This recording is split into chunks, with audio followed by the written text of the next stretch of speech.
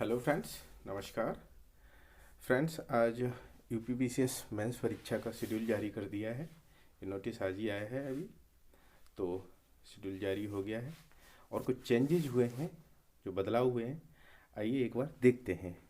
ठीक है, तो फ्रेंड्स 3 जनपदों में परीक्षा परीक्षा होगी। ठीक है, 23 मार्च से 27 मार्च तक होगी। 3 जनपदों में परीक्षा होगी, प्रयागराज, इलाहाबाद, लखनऊ और गाजियाबाद में। ठीक है, प्रथम सत्र की परीक्षा 9:30 से और 12 बजे तक, और द्वितीय की 2 बजे से 5 बजे तक शाम को होगी।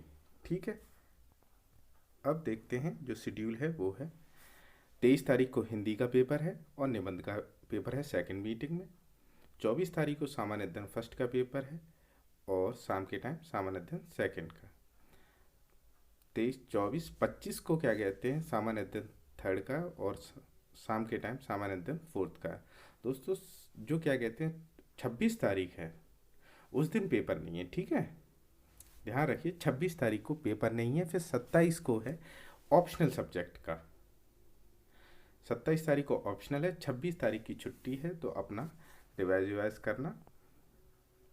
अब नोटिस है, कुछ परिवर्तन किए गए हैं, वो देख लेते हैं क्या है परिवर्तन। पढ़ देता हूँ पहले। सूच्य है कि सम्मिलित राज्य प्रवर अधीनस्थ सेवा परीक्षा 2021 के सभी वैकल्पिक विषयों के समस्त प्रश्न पत्रों में 2 खंड होंगे। ठीक है, 2 खंड होंगे, खंड ए, खंड बी।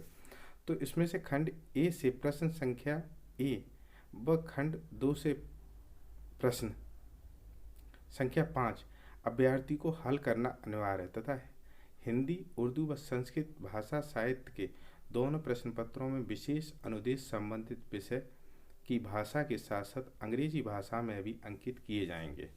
ठीक है फ्रेंड, जो परिवर्तन हुए हैं वो अंग्रेजी भाषा में होंगे, चाहे किसी कोई भी पेपर हो।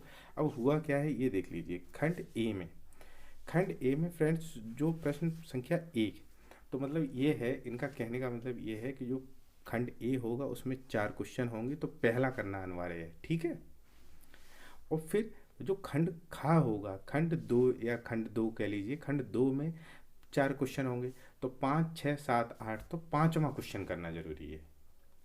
तो ये छोटे से परिवर्तन हुए हैं, तो इनको आपको ध्यान रखना है। खंड ए में प्रश्न 1, 1, 2, 3, 4 करके दिए होंगे। फिर खंड खा में 5, 6, 7, 8 करके दिए होंगे। उनमें 4 खंड होते हैं, 1, 2, 3, 4। पहले 5 प्रश्न करने होते थे। ठीक है, पहले क्या होता था कि खंड 4 खंड होते थे, 4 में से 5 करने होते थे। अब क्या इन्होंने किया है कि जो खंड ए है और खंड 2 में पहला, खंड ए में पहला और खंड 2 में 5वां प्रश्न करना अनिवार्य कर दिया है। ठीक है फ्रेंड्स, तो आपको शायद सही समझ में आ गया होगा। लगे रहिए तैयारी में। वीडियोस देखने के लिए धन्यवाद। Thank you so much.